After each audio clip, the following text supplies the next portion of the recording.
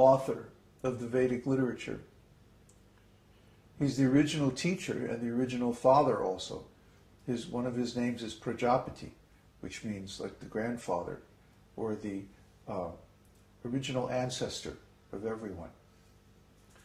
So Vyasadev's, his representative, gives the Vedic knowledge according to the parampara system, where the knowledge is passed down from guru to disciple in an unchanged way.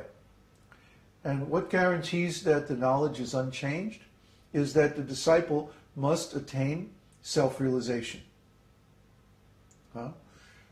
And it doesn't necessarily happen all the time that there is a fully realized successor available to the Acharya. For example, in our case, when Śrīla Prabhupada disappeared, none of his disciples were self-realized. Except, well, Jayananda, but Jayananda left his body. And Vishnu Jan was very close to being self-realized, but he disappeared mysteriously. So, at the time of Śrīla Prabhupada's disappearance, he ordered me, actually, to leave ISKCON and continue with my sadhana independently.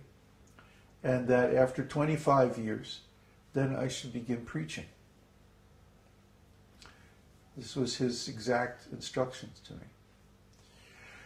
So I followed those instructions. I left ISKCON. I went off by myself. I continued my sadhana. And then after 25 years, 1978 to 25 years later, it's 2003.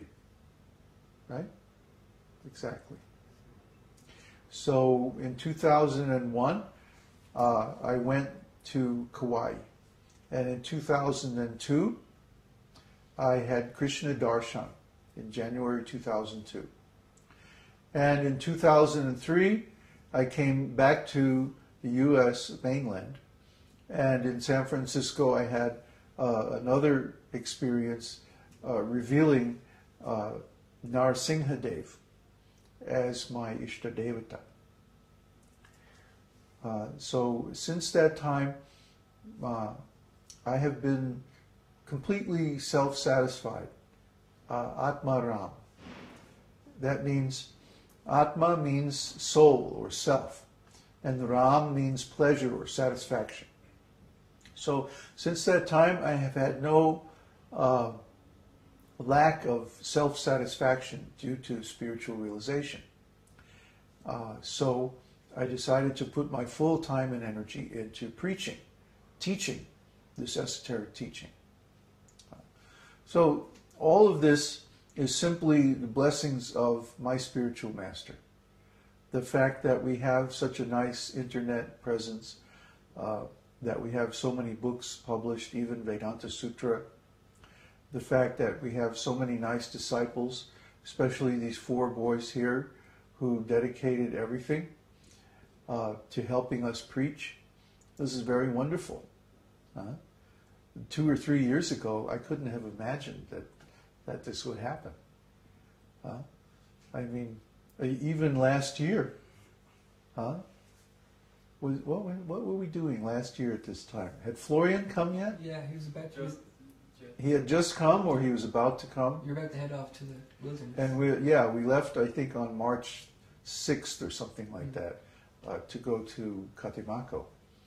But there wasn't any Guru Puja or any Vyasa-puja or anything like that. Actually, of course, Vyasa-puja is supposed to be very elaborate with all kinds of ceremonies and stuff, but we're not so much into ceremonies.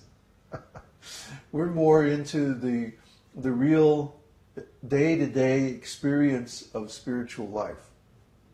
And just the fact that these 4 disciples are here and they've given everything without any reservation, and they're simply helping with our preaching work, this is enough. We don't need any big ceremony. I don't know why they did all this. It's very nice, though. Where did you get all these flowers? We went to downtown. Went downtown at the market? The big market? Yeah. Downtown there's a big market where you can buy everything. all kinds of, whatever. So I guess they must have sneaked the flowers in and hid them somewhere. Anyway, it's very nice. This is the duty of the disciple.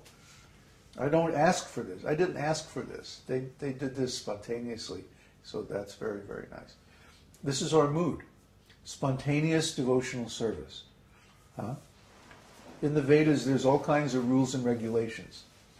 Get up at this hour of the morning and chant this mantra, and then take bath and do so many things and put on tilak with all kinds of mantras. And there's a mantra for everything. And if you follow this Panchatriki Vidhi, then all day you're simply doing regulated activities and chanting mantras composed of the Mula mantra, the seed mantra, and then the holy name of the Lord. A bona fide mantra consists of 3 parts.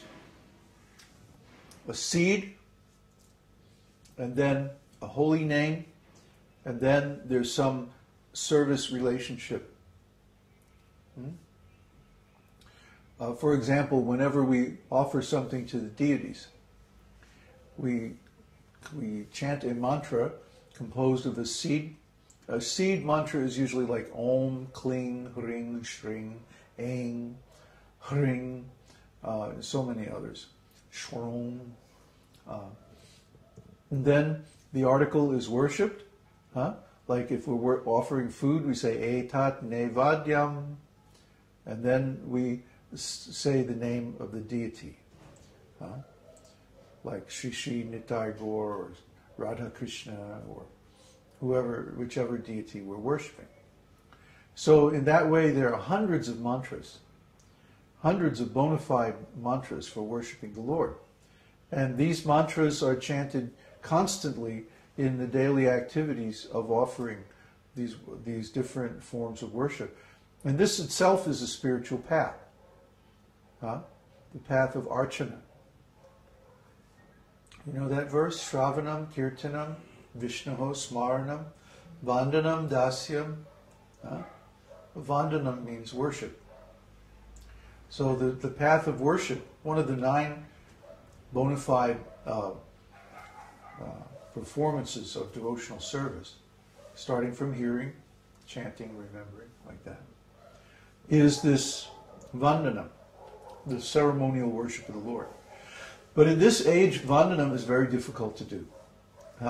There's almost no one performing this Vandanam process accurately. According to Hari Bhakti Vilas, there are 3 standards or levels of worship of the Lord. You can worship with 8 items, you can worship with 16 items, or you can worship with 64 items. And of course the worship with 64 items is very elaborate, very expensive.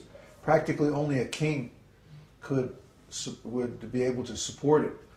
You know, a whole kingdom, the resources of a whole kingdom would have to be pooled to build a beautiful temple and install beautiful deities and worship them according to the highest standard of Panchatriki. Plus you would need a whole group of brahmanas and a self-realized spiritual master directing the whole thing. It's a big, big endeavor. So in Kali Yuga, this is practically impossible. Practically impossible. I mean, someone like Śrīla Prabhupada, with the extraordinary power that he had, he could establish so many temples. But for an ordinary spiritual teacher or guru, it's hard to establish even one temple, even at a very low standard. We're not even following the standard of 8 substances, or 8 articles of worship. So because we're worshiping Gaur Nitai, they're very merciful, and there's no offense. So this is because we don't consider ourselves to be full guru, like Srila Prabhupada, Acharya. We're more like a monitor guru. Srila Prabhupada mentions this. Well, I could only find 2 instances of it in the Veda base. I remember at the time there were more conversations about this, but I think that they were taken out of the Veda base by my wonderful God brothers because they don't like this idea of monitor guru. But it's very appropriate for us because we're all, from Western countries, Western civilization. We have no background in transcendental knowledge or spiritual life, no qualification, not even a nice family, So what can we say? How can we declare ourselves to be an acharya like on the level of Śrīla Prabhupada? That's not possible. So Śrīla Prabhupada mentions this in, fortunately, it's in one of his books, Easy Journey to Other Planets, where he mentions there's a long list of different qualities of a devotee, and the number